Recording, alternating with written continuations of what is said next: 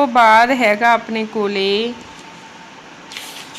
Charging by induction.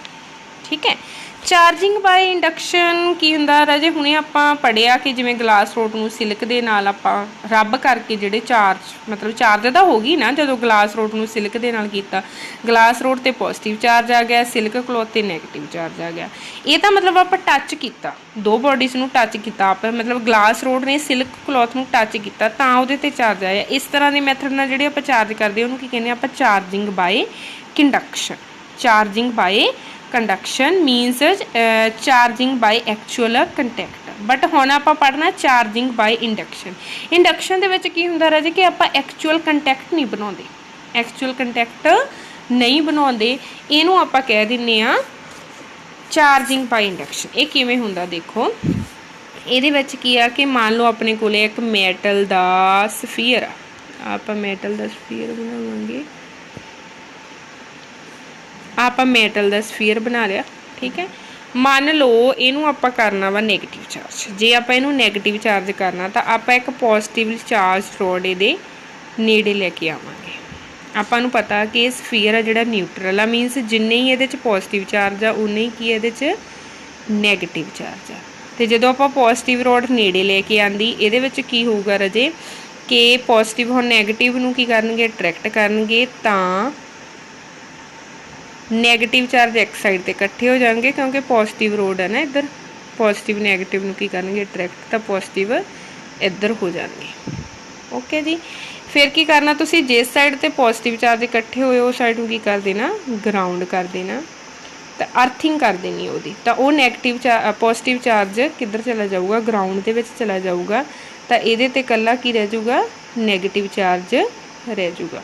ਉਸ ਤੋਂ ਬਾਅਦ ਤੁਸੀਂ ਰੋਡ ਨੂੰ ਹਟਾ ਦੇਣਾ ਵਾ। ਜਦੋਂ ਤੁਸੀਂ ਰੋਡ ਨੂੰ ਹਟਾਓਗੇ ਤਾਂ ਇਹ ਜਿਹੜਾ ਨੈਗੇਟਿਵ ਚਾਰਜ ਆ ਇਹਦੇ ਵਿੱਚ ਕੀ ਹੋ ਜਾਊਗਾ, ਯੂਨੀਫਾਰਮਲੀ ਚਾਰਜਡ ਹੋ ਜਾਊਗਾ। ਇਸ ਤਰ੍ਹਾਂ ਕਰਕੇ ਜਿਹੜਾ ਆਪਣੇ ਕੋਲੇ ਪਹਿਲਾਂ ਨਿਊਟਰਲ ਸਫੀਅਰ ਸੀਗਾ ਉਹ ਕੀ ਹੋ ਗਿਆ, ਨੈਗੇਟਿਵ ਚਾਰਜ ਹੋ ਗਿਆ। ਇਸ ਮੈਥਡ ਦੇ ਨਾਲ ਆਪਾਂ ਚਾਰਜ कर सकते हैं। इस मैथड नूं कहंदे चार्जिंग बाय इंडक्शन। देखो ये राजे एक गल तुसीं ध्यान रखनी है, जे तो नैगेटिव चार्ज करना तो तुसीं पॉजिटिव रोड नेड़े लैके आउणी आ, जे तुसीं पॉजिटिव चार्ज करना तो तुसीं नैगेटिव रोड नेड़े लैके आउणी आ। तुसीं बुक तो करनी है डायग्राम, क्योंकि मेरे तो सोहणियां नहीं बनिया।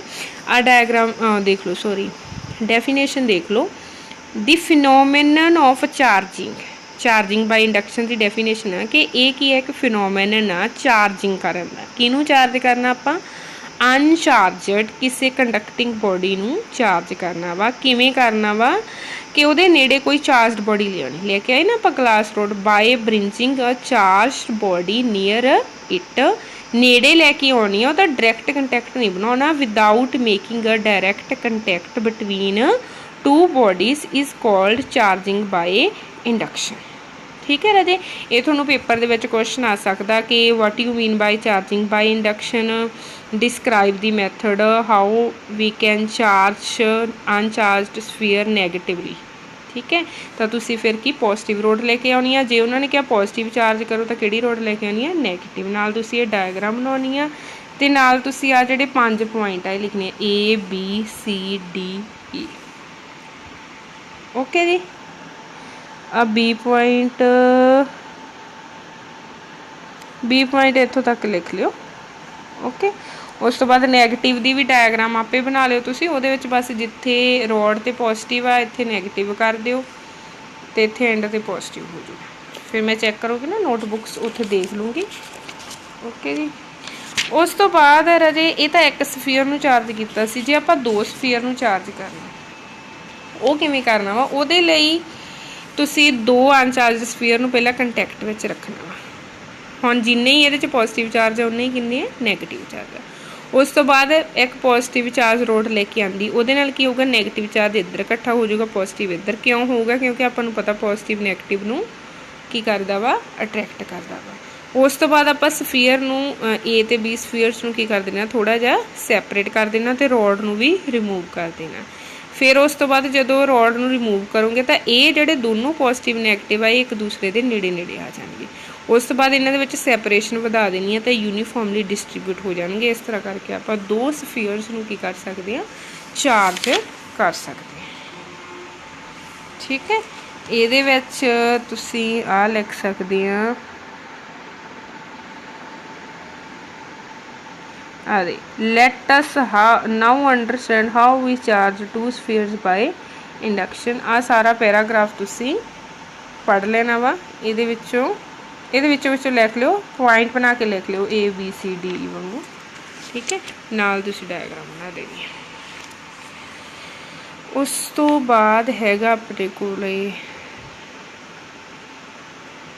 Quantization of electric charge. Quantization of electric charge का मतलब की हुंदा राजे एक प्रॉपर्टी है बहुत इंपॉर्टेंट है वैसे टॉपिक। क्वांटाइजेशन मतलब की है कि किसी भी बॉडी ते कितना चार्ज हुंदा वा वो की हुंदा वा राजे पैकेट्स दे विच जिवें कह लो कि क्वांटाइज्ड हुंदा वा। किसी भी बॉडी ते जिहड़ा चार्ज हुंदा वो integral multiple of basic unit of charge हुंदा वा।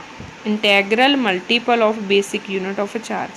ਇਹਦੇ ਵਿੱਚ n ਕੀ ਇੰਟੀਜ਼ਰ ਆ 1 2 3 4 ਕੁਛ ਵੀ ਹੋ ਸਕਦਾ। ਇਹ ਜਿਹੜੀ ਬੇਸਿਕ ਯੂਨਿਟ ਆਫ ਚਾਰਜ ਜਿਹਦੀ ਵੈਲਿਊ ਹੋਗੀ 1.6 × 10⁻⁻19 ਕੂਲਮ। ਕੂਲਮ ਕੀ ਹੈ ਰਾਜੇ ਚਾਰਜ ਦੀ ਯੂਨਿਟ ਆ ਠੀਕ ਹੈ। ਜਿਵੇਂ ਆਪਾਂ ਮਾਸ ਨੂੰ ਕਿਲੋਗ੍ਰਾਮ ਦੇ ਵਿੱਚ ਦੇਖਦੇ ਹਾਂ ਲੈਂਥ ਨੂੰ ਮੀਟਰ 'ਚ ਦੇਖਦੇ ਹਾਂ ਵੀ ਚਾਰਜ ਦੀ ਜਿਹੜੀ ਯੂਨਿਟ ਆ ਉਹ ਕੀ ਆਪਣੇ ਕੋਲੇ ਕੂਲਮ ਆ।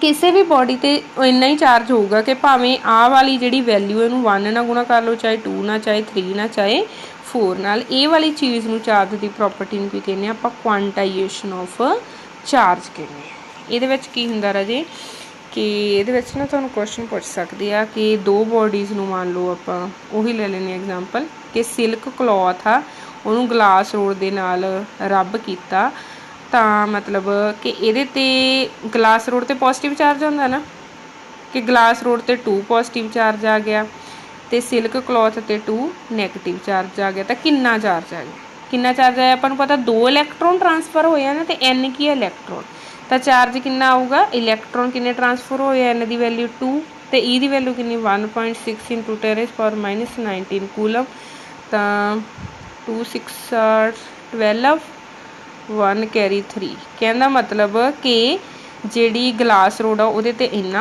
ਪੋਜ਼ਿਟਿਵ ਚਾਰਜ ਆ ਜਾਊਗਾ ਤੇ ਸਿਲਕ ਕਲੋਥ ਤੇ ਉਨਾ ਹੀ ਨੈਗੇਟਿਵ ਚਾਰਜ ਆਊਗਾ। ਸੇਮ ਹੋਣਾ ਹਮੇਸ਼ਾ ਚਾਰਜ ਜੇ ਜਿੰਨਾ ਇੱਥੇ 2 ਪੋਜ਼ਿਟਿਵ ਹੈ ਤਾਂ ਇੱਥੇ 2 ਨੈਗੇਟਿਵ ਹੋਊਗਾ ਇੱਥੇ 3 ਪੋਜ਼ਿਟਿਵ ਹੈ ਤਾਂ 3 ਨੈਗੇਟਿਵ ਹੋਊਗਾ ਠੀਕ ਹੈ ਹਮੇਸ਼ਾ ਸੇਮ ਚਾਰਜ ਹੋਣਾ। ਇਹਨੂੰ ਕੰਜ਼ਰਵੇਸ਼ਨ ਆਫ ਚਾਰਜ ਵੀ ਕਹਿੰਦੇ। ਨੈਕਸਟ ਜਿਹੜੀ ਪ੍ਰੋਪਰਟੀ ਹੈ ਨਾ ਆਪਣੇ ਕੋਲੇ ਕੰਜ਼ਰਵੇਸ਼ਨ ਆਫ ਚਾਰਜ ਇਹਦਾ ਇਹੀ ਮਤਲਬ ਆ ਕਿ ਜਿਹੜਾ ਟੋਟਲ ਚਾਰਜ ਆ ਨਾ ਉਹ ਕੌਨਸਟੈਂਟ ਰਹਿਣਾ। ਮਤਲਬ ਜੇ ਇੱਕ ਬੋਡੀ ਨੇ 2 ਇਲੈਕਟ੍ਰੋਨ ਲੋਸ ਕੀਤੇ ਆ ਤਾਂ ਦੂਸਰੀ 2 ਹੀ ਗੇਨ ਕਰੂਗੀ। ਜੇ ਇੱਕ ਨੇ 3 ਲੋਸ ਕੀਤੇ ਆ ਤਾਂ ਉਹ 3 ਗੇਨ ਕਰੂਗੀ ਠੀਕ ਹੈ।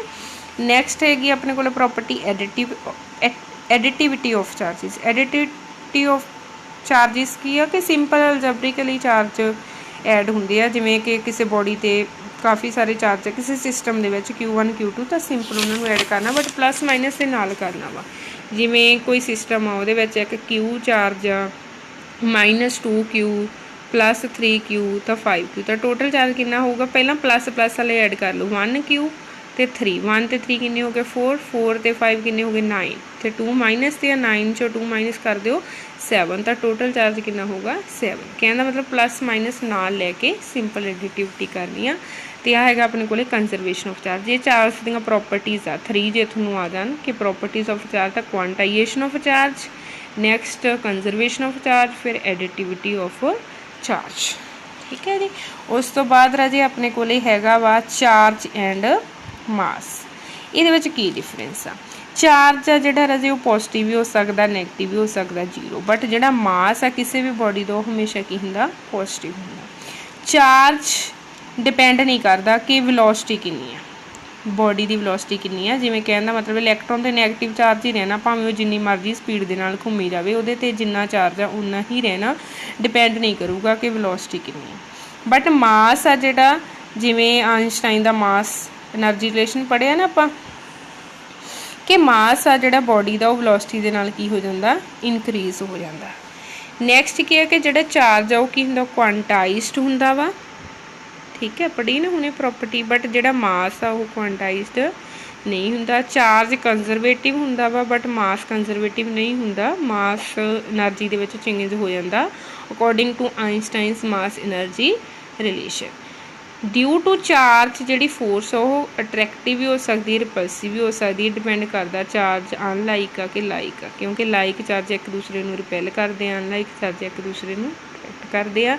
But due to mass G force होंगी अपने को ग्रेविटेशनल फोर्स वो हमेशा की होंदा वा अट्रैक्टिव होंदा वा। इनवर्स स्केयर लॉ नूं ये दोनों ही फॉलो करते। तुसीं पढ़िया सी ना ग्रेविटेशनल फोर्स पढ़िया सी ना न्यूटन, ਉਹਦੇ ਵਿੱਚ ਆਪਾਂ पढ़िया सी कि फोर्स ਜਿਹੜਾ ਹੁੰਦਾ ਉਹ ਕੀ ਹੁੰਦਾ ਵਾ GM1 M2/r²। मतलब आ ਜਿਹੜੀ ਚੀਜ਼ ਆ कि F inversely proportional to 1/r²। ਇਸ ਚੀਜ਼ ਨੂੰ ਆਪਾਂ ਥਿਓਰੀਟਿਕਲੀ ਕੀ ਕਹਿ ਸਕਦੇ ਹਾਂ कि ਇਨਵਰਸ ਸਕੇਅਰ ਲੋ।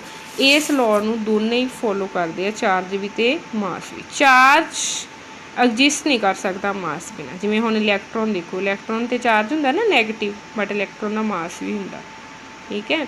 तो चार्ज एग्जिस्ट नहीं कर सकता मास बिना, बट जिहड़ा मास आ वो एग्जिस्ट करता चार्ज बिना। हुण जिवें आपां कोई भी चीज़ देख लीए, अपनी बुक ही देख लीए, उसका मास है बट चार्ज नहीं है, कहना मतलब मास है जिहड़ा एग्जिस्ट करता है विदाउट चार्ज।